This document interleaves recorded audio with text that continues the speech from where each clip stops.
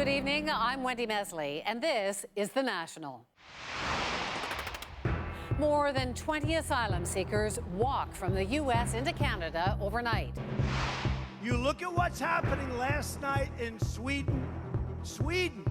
Donald Trump talks publicly about a security incident in Sweden. But guess what? Sweden says nothing happened. And why Trump won't be getting a dinner invitation from this guy. You know the man, I mean, he only eats steak well done. Our interview with Anthony Bourdain. Plus, the Sunday talk. Are millennials really spoiled and entitled? And a special tribute to Stuart McLean. I would look forward to him and all the stories.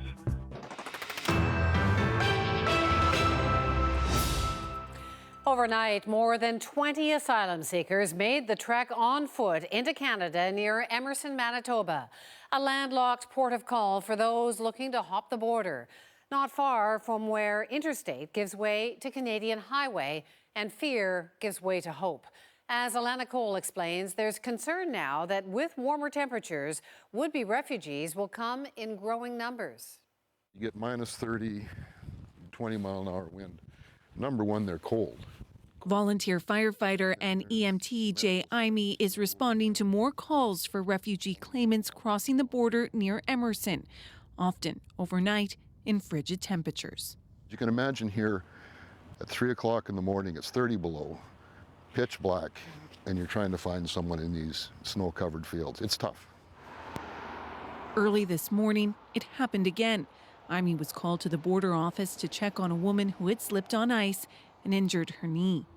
RCMP say in addition to the 22 people intercepted overnight, 8 people crossed into Manitoba on Friday, and that brings the total number this year to about 100. That's the ones the RCMP know about. Even the warmer weather brings new risks. We're looking at a flood season coming in. These fields are going to be extremely muddy. There's a danger with that as well. Right now we've cleaned it up. We've got the walls painted. In Winnipeg, the Salvation Army is stepping up to help. They've converted a floor intended for another project into housing for 30 asylum seekers.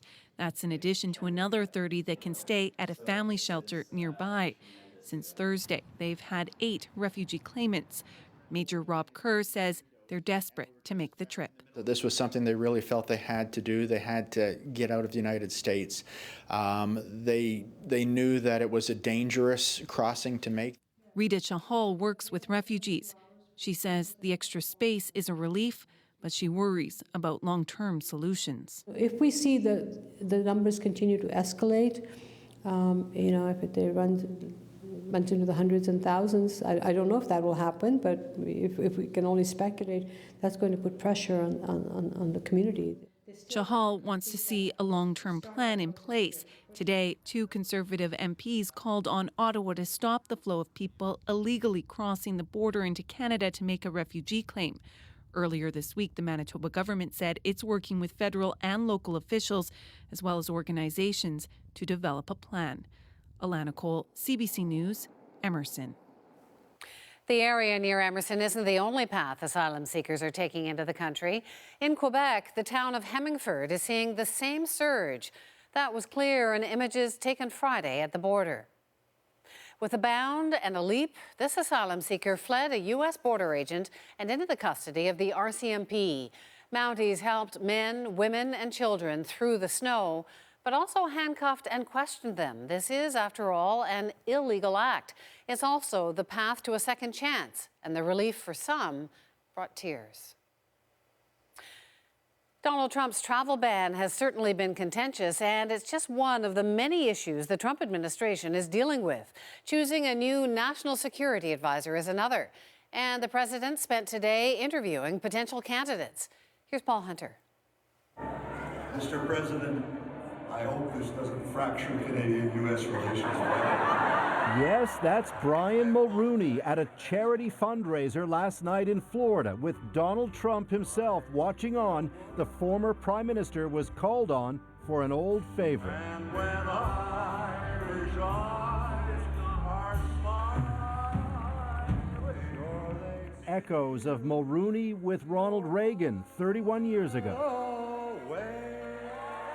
On this weekend, a few minutes of fun in an otherwise high-stakes couple of days for Donald Trump, now seeking a replacement for Michael Flynn as National Security Advisor. Flynn stepped aside Monday after reports he'd misled the Trump administration about talks he'd had with Russia before Trump was sworn into office. Trump is said to have interviewed 4 candidates today, 3 with a military background and a former U.S. ambassador to the United Nations. But Flynn's resignation has also revived questions on the broader relationship between Trump and longtime U.S. adversary Russia, including reports that in the run-up to last year's election, there was regular contact between the Trump campaign and Moscow, today denied by Trump's chief of staff. That story is not only inaccurate, but it's grossly overstated, and it was wrong, and there's nothing to it. And then there's the fallout from a Trump rally in Melbourne, Florida yesterday, and comments made while referencing terror attacks in Europe that seem to suggest there'd just been another. You look at what's happening in Germany. You look at what's happening last night in Sweden. Sweden. Who would believe this? Sweden. They took in large numbers. They're having problems like they never thought possible. What's he been smoking? Tweeted a former Swedish prime minister. There'd been no attack. Tweeted Trump. His comments referenced a report he'd seen on Fox News about immigrants and Sweden.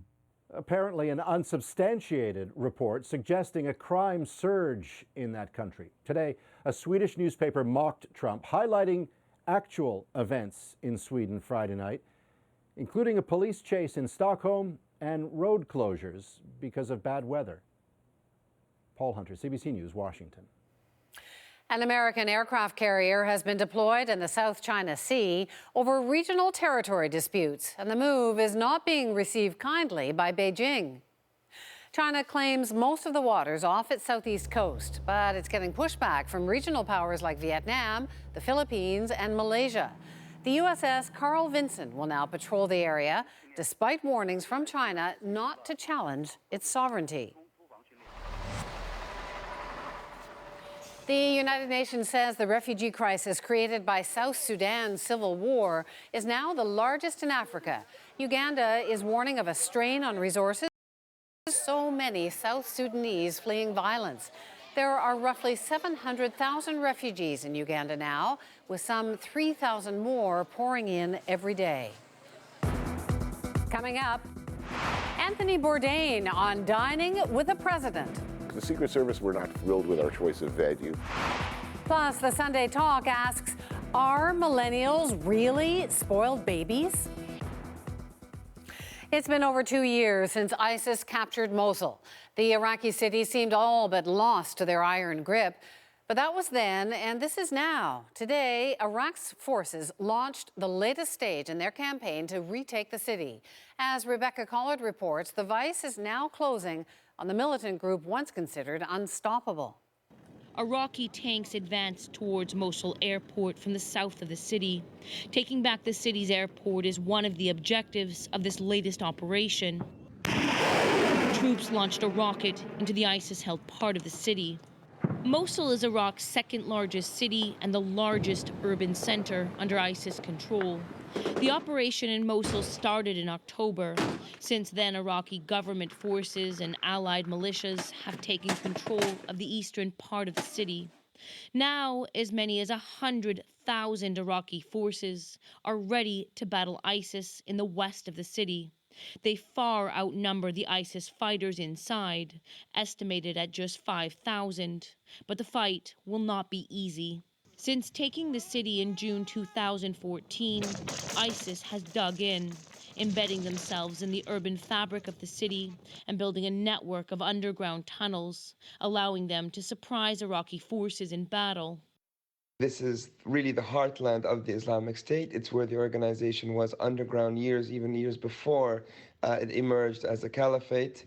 And what we're seeing clearly from the battles in the east of Mosul is that the fighters are willing to fight to the death.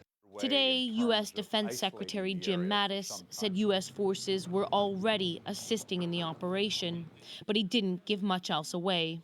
Because I owe confidentiality to the troops who are actually making the attack, but at the same time, we are very close to it, if not already engaged in that fight. ISIS is essentially under siege in western Mosul, but there are 650,000 civilians in that part of the city as well.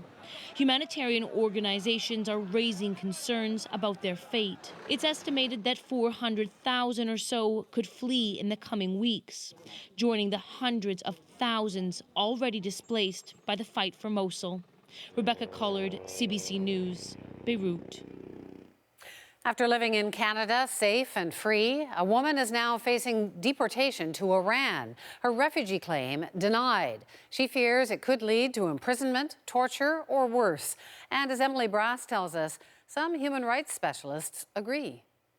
Roya Azizi Mirmaleh says going back to Iran is a death sentence.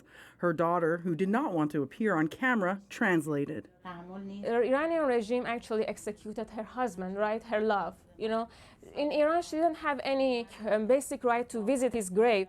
Mirmaleh says she spent 3 years in an Iranian prison for political activism. She says she and her husband distributed pamphlets in Iran printed by Mujahideen-e-Khalq, or MEK, which in the past has been listed as a terror group. But she didn't see it that way. I was a primary school teacher there. At that time, she was actually reading some newsletter from Mujahideen organization. She read some things about human rights, women rights, children rights, and she said that they were kind of consistent with her beliefs. Mirmaleh says MEK was a popular movement and the people she knew were peaceful. Still, her lawyer says her link to the group is why her refugee application was refused. There was no evidence in this file that Madame knew about terrorist activities, that she had any links with those activities. Mirmaleh has also been speaking out against Iran here in Canada. She fears online videos of her protesting may have been seen by Iranian agents. There's a very good chance this person will end up in prison, could be tortured. We've seen that happen numerous times to different dissidents that have led Iran or have been returned there. Still, a Canadian immigration officer decided last month it's safe to send Mirmaleh back. She faces deportation at the end of the month, just as her daughter is set to be married. She said that she can't talk. Mirmaleh has another hearing scheduled for Thursday, where she'll ask for a stay of deportation. Emily Brass, CBC News, Montreal. Convicted triple murderer Douglas Garland is back behind bars tonight. He was rushed to hospital after being attacked in a Calgary jail on Friday. The beating happened just hours after he was sentenced to life in prison for the murders of Alvin and Kathy Lickness and their 5-year-old grandson, Nathan O'Brien. For now, Garland will have limited contact with other inmates. Just a few hours before a bullfight was set to begin in Bogota, a bomb exploded near the ring. Police say 26 people were injured, some critically. The blast shattered windows and sprayed shrapnel through the street. Surveillance video showed the moment of the explosion. Almost all the victims were police officers. There is no word yet on who was behind it or the motive. SpaceX made good on its latest mission today and for the first time used an historic NASA launch pad. Pad operations on pad net A. Copy, Wilco. The rocket blasted off without a hitch from the Kennedy Space Center in Florida, using the launch pad originally built for the Apollo missions of the 60s and 70s. The spacecraft headed off to the International Space Station on a supply run, while the booster portion returned safely to Earth to be used again in the future. For 2 decades, Stuart McLean's stories became the soundtrack to Sunday afternoons. The Vinyl Cafe had a powerful way of connecting with Canadians. McLean died on Wednesday at the age of 68, and today, loyal listeners shared some of their fondest memories. Here's Lorenda Redicott. A piece of art to honor a storyteller who for decades painted pictures with words. Victor Fraser felt compelled to memorialize Stuart McLean. He was the voice, I think, of Canadians in our heads. And when I found out he passed, it was very important to me to come down here to his office, so to speak, to pay tribute. This is, of course, Sunday, the day McLean's show aired. Hello, I'm Stuart McLean, and this is the Vinyl Cafe. Today at noon, once again, that unmistakable introduction. But this time, it was a special broadcast honoring McLean and his work. That voice is silent now. The man himself is gone.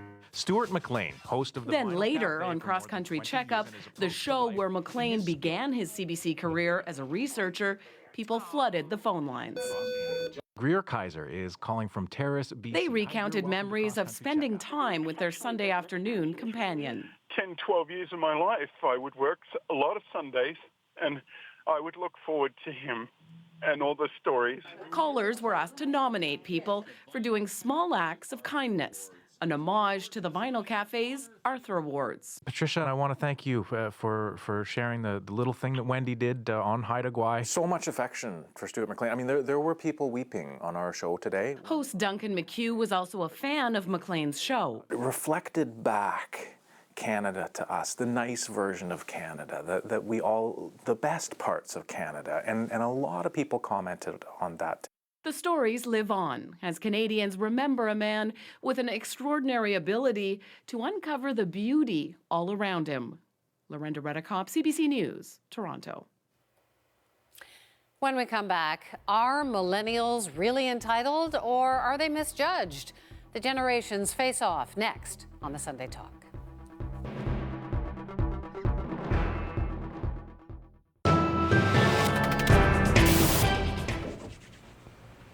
And this is something else that's in use now and will one day be a part of every home. It's called the video phone. It's very simple to use. Pick up the dial, punch the buttons, and I just press a button, and here I see Lloyd. Hi. Hi, Sandy. And how are you? I'm fine, thank you. I can't see you yet. You can't see me? You No. can just punch up a button. There. Oh, there you are. See, There you I'm are. right in front of the lens. Beautiful. Mm-hmm. Very good, but I can control this. If I'm off center, you can't see me anymore. So, You'd only want to do that if you weren't properly dressed, though, wouldn't you? right, so there'll be no peeking at ladies when they're dripping wet and fresh from the tub.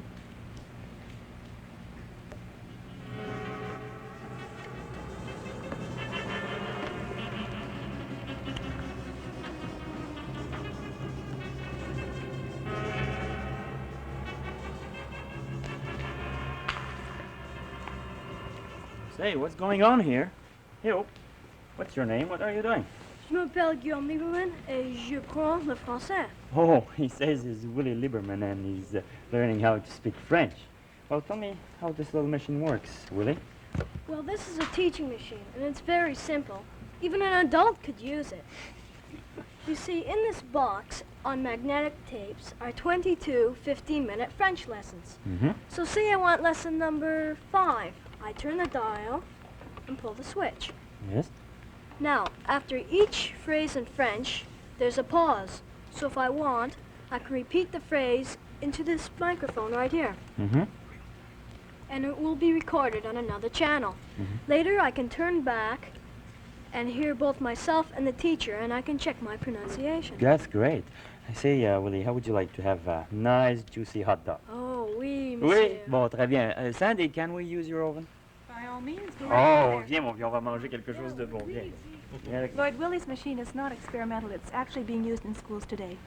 Well, now here, Sandy, I see a very old and a very beautiful painting. It looks great, but I don't quite see the point. What's this got to do with the future? Well, it is very beautiful, I agree, and it's real. It was painted by Albert Cuyp, and it was painted in the 17th century and now hangs in the art gallery in Toronto. It's worth about $20,000. You see, some things won't change. Ovens and telephones and teaching aids make it newer and more progressive. But this painting represents something which is very dear to us. And that something, in a word, is art.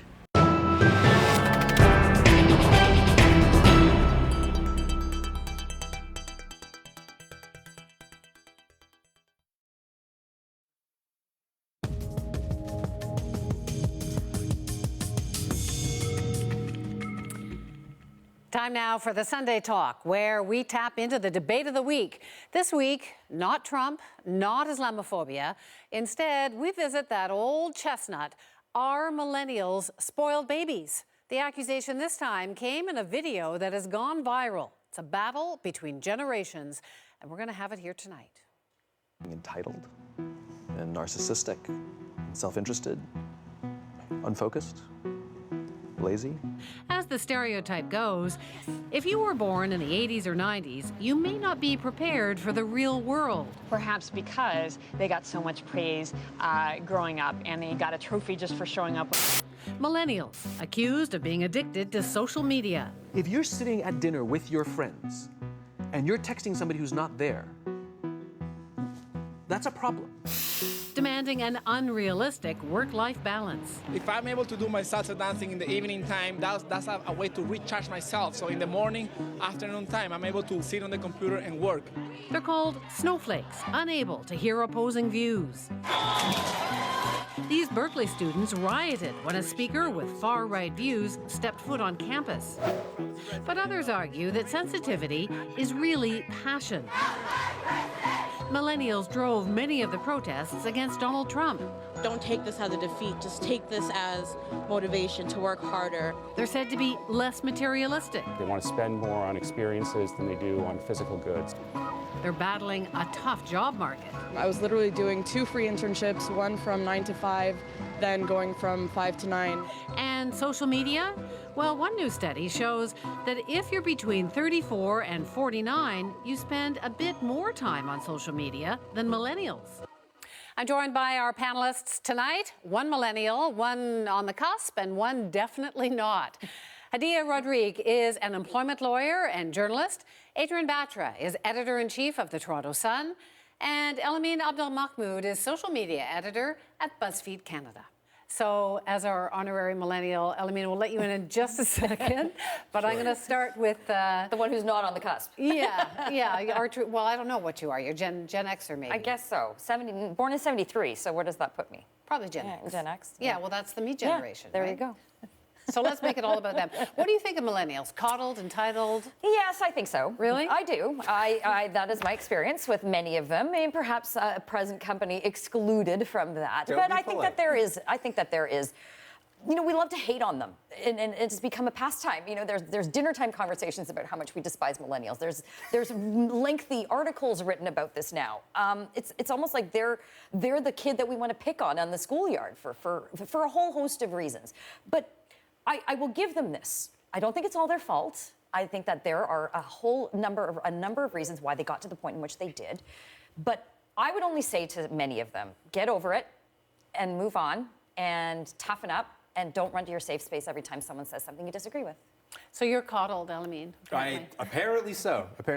Listen, there was an Abacus poll, I think it was a few months ago, that came out that said half of the baby boomers think that millennials have it tougher than any other young generation. Even the boomers agree that we have it tough. And we do because we graduated during a time just post-recession. Our real wages have never been lower. Our wages are going down. People are doing 2 internships. We're existing in a world that is just not helping us out at all. I'll let you back in a sec, but where do you stand on this, Hadia? Well, I have trouble painting an entire generation with the same swath and the same brush. I can tell you, for example, both of my sisters are millennials, my boyfriend is a millennial, and they're quite different. And most of the millennials I know are hustling because precarious work is on the rise, they have to work multiple jobs, they barely sleep, they're using social media less. They see the bleak economic future, and it's hard not to ask for things like vacation time and work-life balance when you're not getting the other things that you've been promised by working hard and trying. Here's where I would say, on picking up on what Elamine is saying with respect to the job market and you know, seeing a potentially challenging economic future. I do hold former generations responsible for that. There's an extraordinary inequity when it comes to the debt burden we've put on them and the amount of taxes they're going to have to pay and the market that has been created. So then what's your problem? But with all of that said, every other generation has faced many problems, many other challenges, some in case war in some cases. And so if you are put in this position, then work your way out of it. don't blame everybody else, and don't want to have everything thrown at you, and you need these so-called work-life balance. Like, I'm sorry, yeah, working 2 jobs, that's a reality. That happens. You have to pay for these sorts of things. You pay your dues. Really rich, That's we've reality. heard this before, but listen, baby boomers didn't have it difficult. They came out, they found jobs in factories with high school education. They stuck to them for 30 years, and then after that, they got to retire.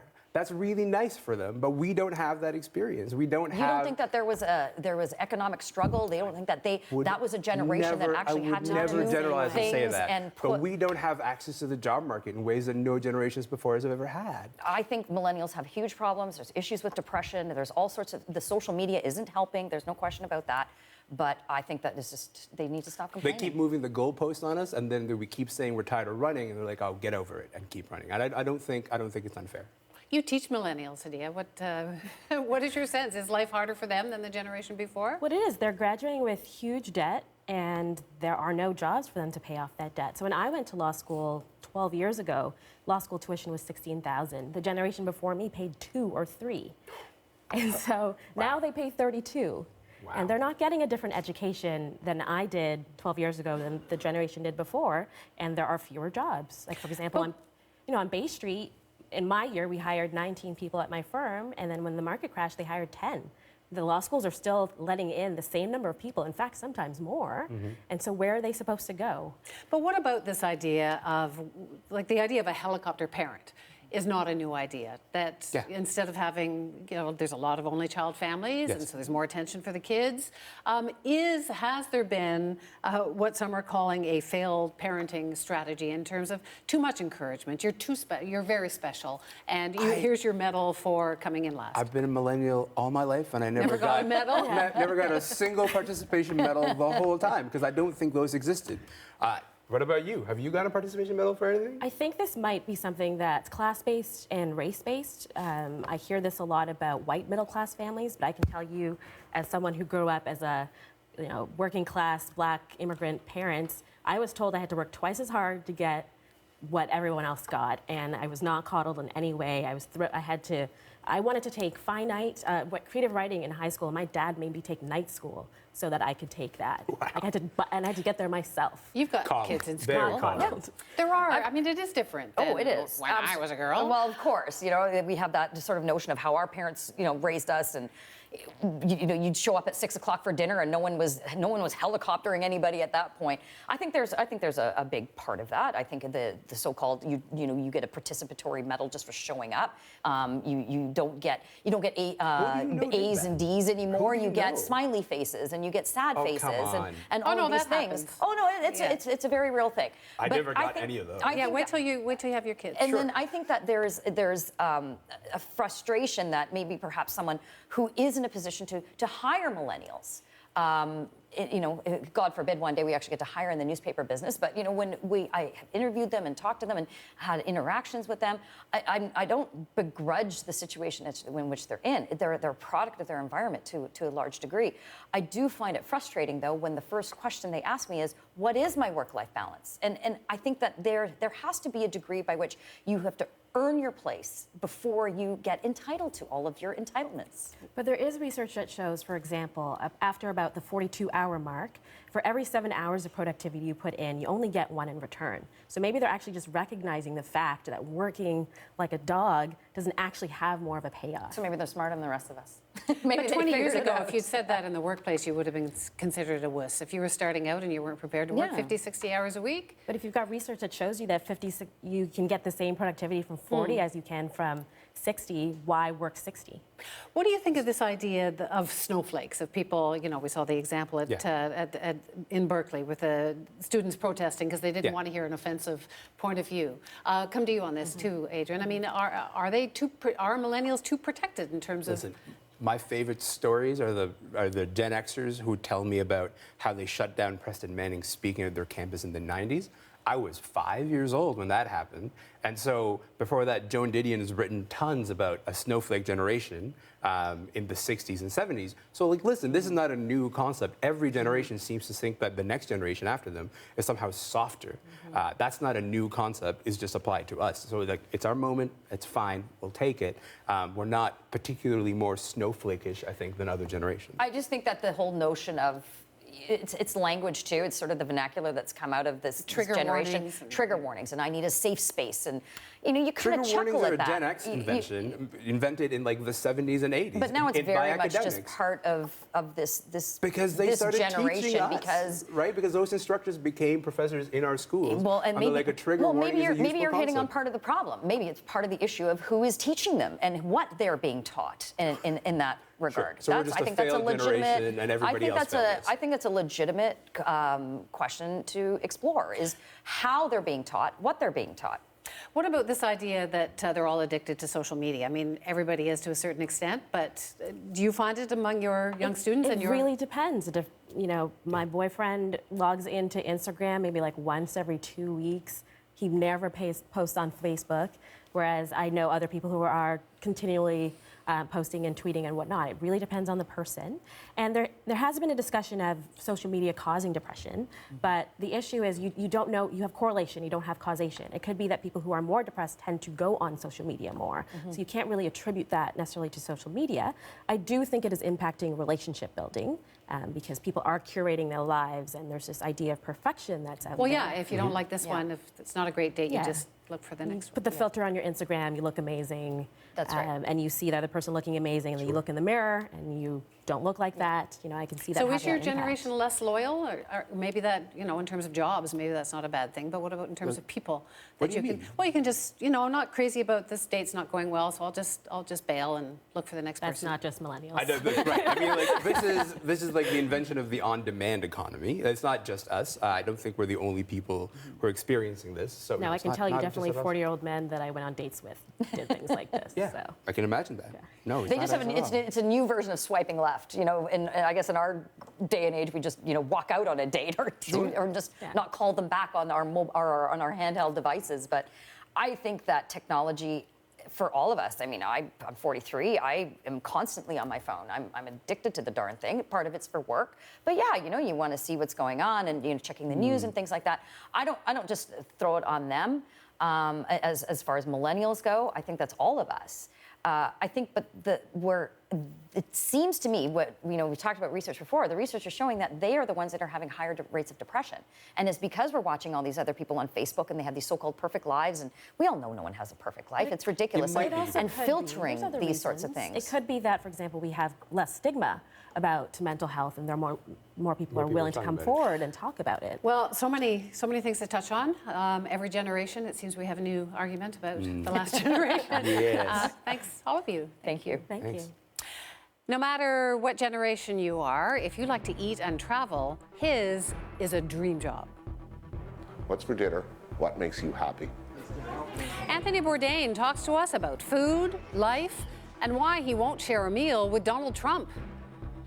Plus, the famous Canadian comedian that most Canadians have never heard of. That's all still ahead on The National.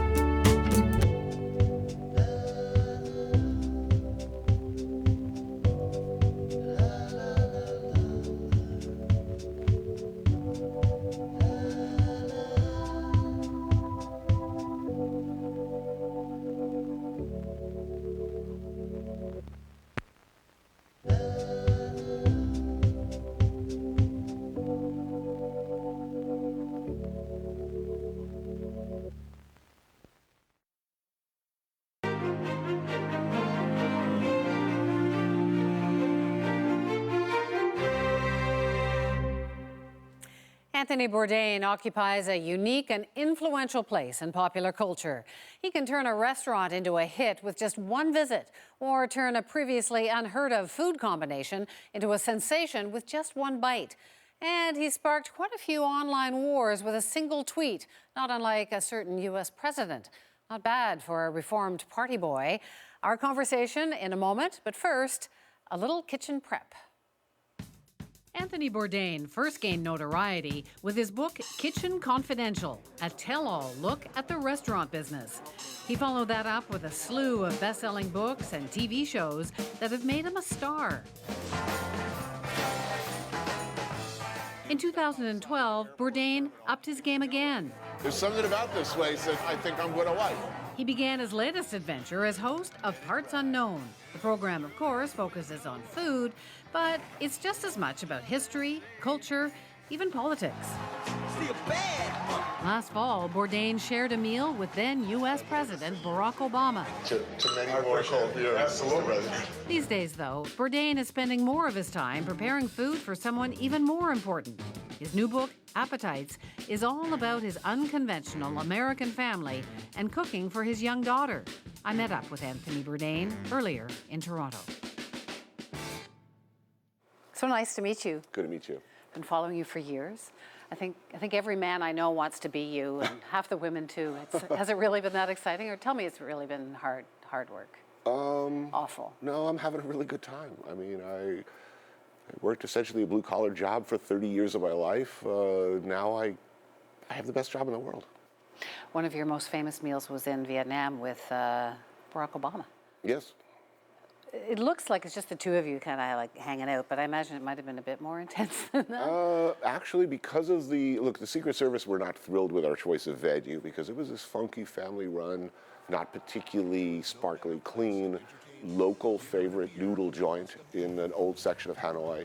There was no room in the room for anyone other than the customers you see in the background, the camera guys, one producer. Everybody else, Secret Service, everybody else had to be in another room. So it was very cool of them to take that chance and to put it out there for us. Did you try and get him to eat anything a little outre? President Obama spent a lot of time in Indonesia as a young man, and he's very sentimental about the street food and those smells and those flavors. So, and he's very, very proficient with chopsticks and Asian food, and I don't think he'd have any difficulty with anything in the street. This is killer. This is outstanding. So good to hear. It's really good. Would you do that with Donald Trump? No. I mean, I'm open to sitting down with anyone who's nice to me. I've sat down with everyone from Ted Nugent, former chief of counterintelligence for the KGB, Hezbollah, people who I disagree with on many, if not every, fundamental issue. But I have no expectation. I just find him personally objectionable. I don't think he likes food, and from people I know who have had to endure dinner with him, if you enjoy sitting there listening to him talk about himself, great, God bless you. And you know the man, I mean, he only eats steak well done. And if he knows how to use chopsticks, much less able to grasp them with those tiny little nubbins, I'd be shocked. You went to Libya years ago. Things have changed. Well, they sort of changed before our eyes. We planned to go prior to Benghazi. We arrived post-Benghazi. And while we were there, literally the first day we were there was this mood of optimism, and we were welcomed in the streets. And the next day, you could just feel a shift as things started to go bad before our eyes. It was a very, very tricky, frankly dangerous shoot. We met, as we do everywhere, we met a lot of really lovely people. Salam alaikum, hello. But I wonder, in fact, we had to hire this local militia to keep us safe when we went to Misrata. And I have since heard that a lot of the people who were lovely to us and hosted us in a barbecue and looked after us and joked with us and teased us and played with us, and a lot of these guys, over time, as the situation changed, moved over to the other team. I guess you'll not be able to go back. Well, let's hope that things change. I mean, I've been to a lot of places that I'm not supposed to have a great time in. But I mean, we had a lovely time in Tehran. We were treated very, very, very well, just as random Americans, ordinary people in the street, were very welcoming to us. So, you know, a country is not necessarily its government, or the people are not necessarily the people in charge, as we found in places like Iran, where we were treated overwhelmingly with great generosity and kindness. I'm not going to say that mitigates the behavior of the government at all, or their policies, but what we find on the ground is often completely at odds with our expectations and the picture that we may have received from the news and the newspapers. You devoted your book to family. Yep. The joys of being normal. You sort of wrote about that as a new Yeah. experience, and now you've split. So Yeah. I just are you rethinking about being normal, or where's your I mean, what is head normal? now? I think, you know, what does the American family look like? I mean, I travel 250 days a year. You know, how normal could I ever hope to be?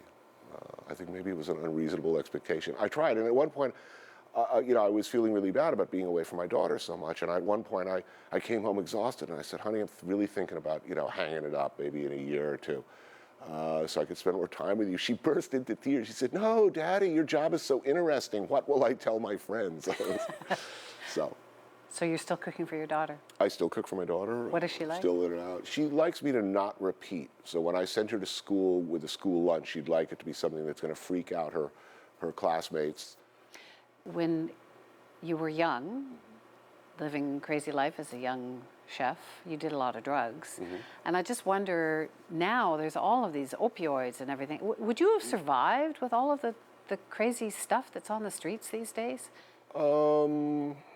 I don't know. I mean, I think it was probably harder back then. I mean, I was a heroin addict long before the current opioid crisis.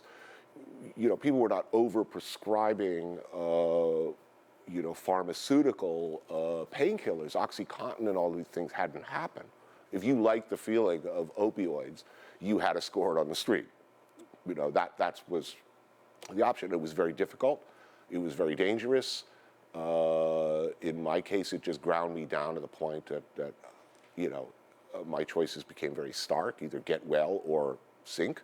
I looked in a mirror and I saw somebody worth saving, or that I wanted to at least try real hard and save.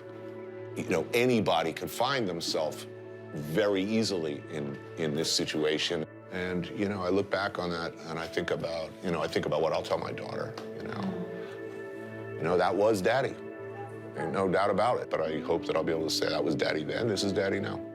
It's very different now. Now, you know, the football team and small town white America are just as likely as, you know, the stereotypical inner city troubled youth.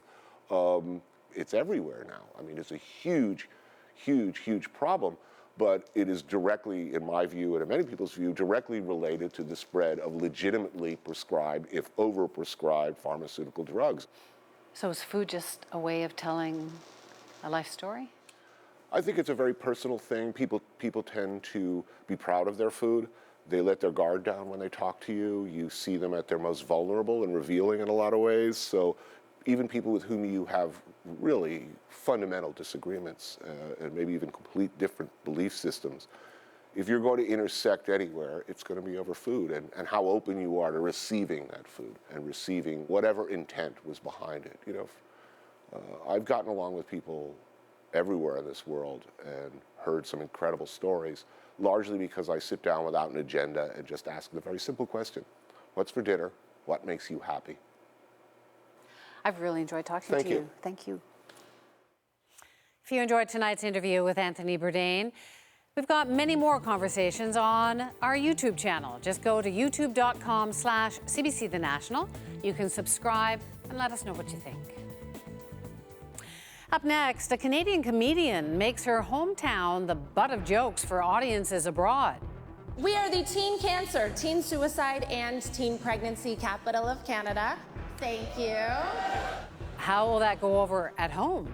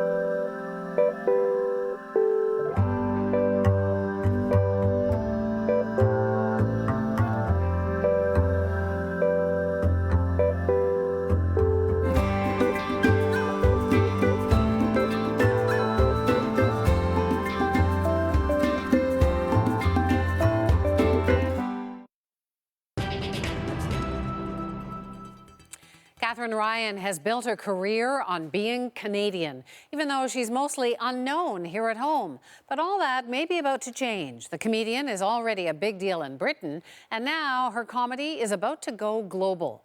Thomas Daigle has her story. Outside a TV studio in London, they've lined up to see a show with a Canadian comedian Canada has never heard of. Here, Catherine Ryan's a star. Backstage, she's reading up on the news she'll be joking about on British TV tonight. But I moved over here when I was just starting out, so I was really kind of open micing and learning. I was terrible at comedy when I lived in Canada. Now, though, she's made it to the biggest stage of her life, a Netflix special released this week in 190 countries. Because I think I'm a very nice girl, but my comedy has been described as kind of nasty. I'm like, they say I'm Joan Rivers, but older, and that hurts. Stop making crappy music videos. Perhaps her biggest claim to fame back home was appearing on a Much Music video review show. Fast forward. Welcome to the fake news show, the only show you can trust. And this is how Ryan's made a name for herself in Britain. Panel shows, the kind that's ubiquitous on TV over here. This one about fake news. Trump identifies Canadian women as second biggest threat to US after ISIS. Yeah, he's right to be afraid. We start each day with a Labatt's and an abortion, and then... In the UK, I do have a silly accent, though. I think that helps me. It helps you, yeah? It makes me feel special to be a minority. She uses that distinctive Canadian accent to rail on celebrities, ex-boyfriends, and her hometown. Sarnia is a terrible, horrible place. We are the teen cancer, teen suicide, and teen pregnancy capital of Canada. Thank you. She's bashed Sarnia before, but never so publicly on a show released globally. For sure, there'll be some people who don't get it and who take the whole special at face value. When I talk about Sarnia, I'm more talking about like me, who I was, and the tumultuous teenager who didn't want to be there anymore. She was, right? She's anxious to see how her show, Catherine Ryan in Trouble, will be received back home, hoping one day Canadians will be the ones lining up to see her. I hope Canadians really like it. It would be special to me if they were proud. Thomas Daigle, CBC News, London. Canadians are certainly proud of Stuart McLean's contribution to comedy. It's an undeniable behavior pattern that separates the sexes. It involves yogurt containers. Our weekly look back is next on The National.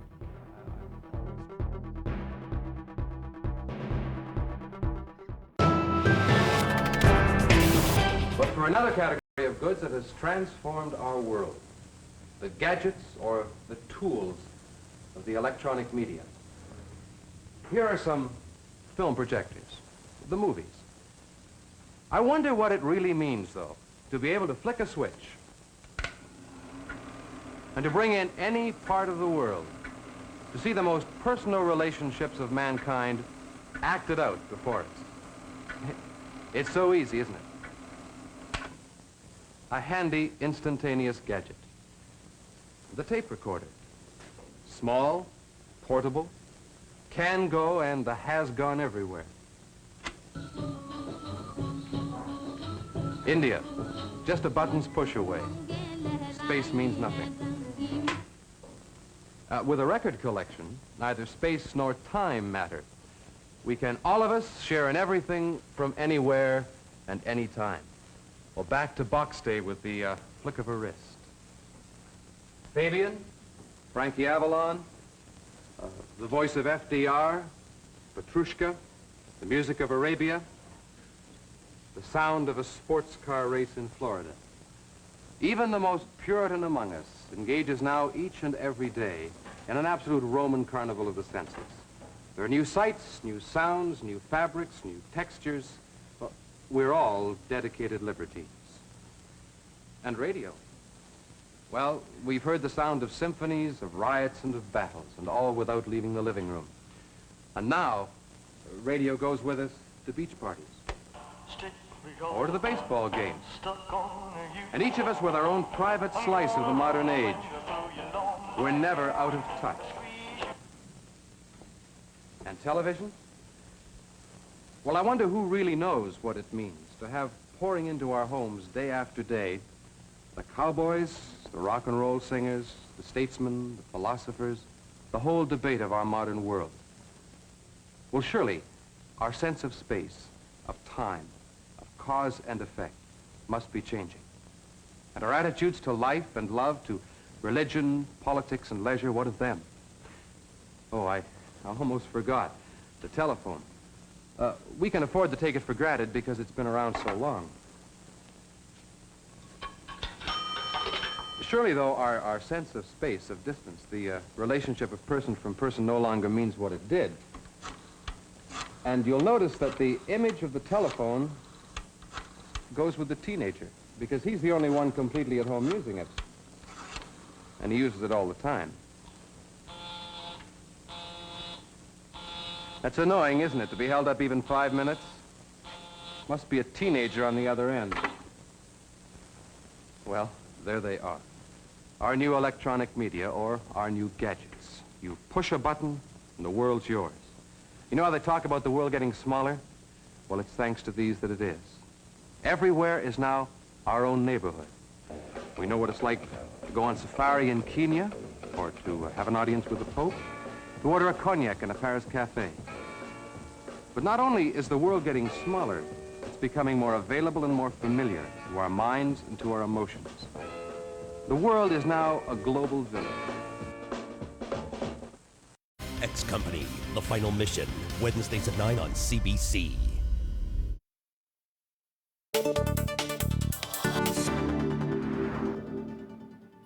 As we saw earlier in the program, Stuart McLean is being remembered as a beloved radio broadcaster and author.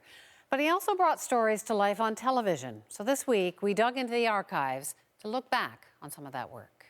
It's not fashionable these days to spend too much time or enthusiasm arguing that there are differences between men and women. We've spent a lot of time denying that any differences exist. You can get into a lot of trouble claiming anything else. I'd like to suggest there's an immutable universal truth, an undeniable behavior pattern that separates the sexes. It involves yogurt containers. Women save them, men throw them out. A lot of bands and parades like these represent police forces and cadet groups, things like that.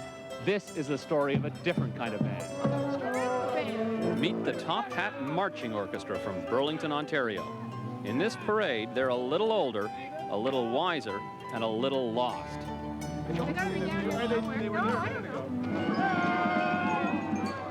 I've always been a little out of step with most of my colleagues who work in this racket called journalism. Most of my friends want to write for the front pages, want to chase the big stories. The stories I like best are the ones where there's no plot to begin with, no headlines, no news pegs. One thing you learn when you poke around off stage long enough is that people love to talk. Another thing you learn is that if you stick around long enough, and you listen hard enough, everyone has something worth saying. I owe you, Nick. Oh, okay. Keep it. A Madagascar hissing cockroach. It looks like a beetle, or like a cigar, the end of a cigar. He's going to grow to be 6 inches, Peter, and you don't have to walk him. 6 inches, I know.